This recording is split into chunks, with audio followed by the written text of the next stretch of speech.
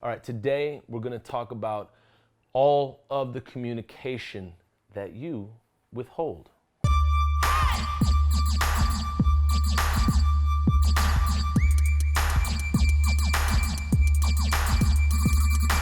I want to talk about withholding communication and how that affects your writing and also how that affects your mindset as a writer or an artist in self-expression.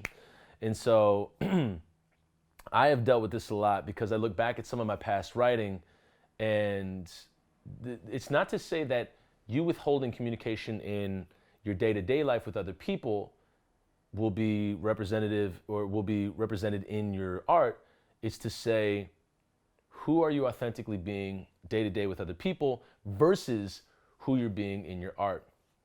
And there's no wrong or right way about this. It's just something that has been extremely useful for me when looking at what I'm writing and also what I'm presenting to people, how I present myself versus how I present myself on stage and through music and through film. Film seems to be something a little more inescapable, where who I am, it's tough to BS like on camera when you're feeling a certain way, and sometimes I can do it really well. And with music, there are just a litany of ways to escape who you are and also what you authentically may be. And so I look back at other tracks and I look at what was I saying in that track and why was I saying it. And there were many times where I was celebrating the idea of being disconnected, celebrating the idea of being emotionally withdrawn.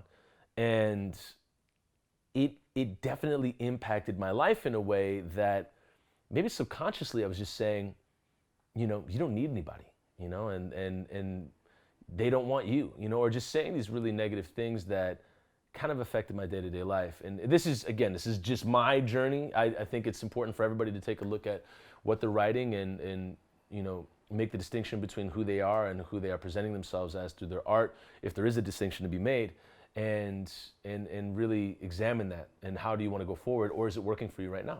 And so, in examining that disparity between who I am as a writer, like the voice I'm writing in versus the voice I actually use day to day, I found a huge disparity. And I think up until the one mixtape, Edo, was the fifth mixtape. That mixtape was probably the darkest of all five of them. It just was there was just a dissociative nature about it. And I look back at it, and it was a time that had to happen. It was a time that had to happen. And it brought me to where I'm at right now. And I find a lot of my music and a lot of my writing, I should just say writing in general, a lot of my writing has gone in this direction of kind of close the gap between who I am day to day and who I'm writing as. And there's little to no escape in my writing now. And I find that who I'm presenting myself to be in my writing and who I'm presenting myself to be, face to face with you, it's just 100 all around. Like at least to me it is. It's compared to what it was in the past for sure. And for me, that has been so advantageous, and especially in film and speaking with people and being present with them, I found that it's easier for me to work with people and other actors and musicians when I'm in this authentic place and when I'm writing as the person that I'm being outside of writing. And there is a liminal space between the two, and I think it's really important for us to navigate that, to search around for that. How does that feel? What does that mean to you? And really discover, what do you want going forward? Because it always changes. It's always changing. But for me, the point of this video, and I'm going to talk about this more down the line, but it's just like an initial start to engage with who are you in your writing, in your art, and your craft versus who are you outside of it. And is there any distinction between the two? And for you, what works best for you going forward with those two voices? How does that look to you? How do you envision that moving down the line?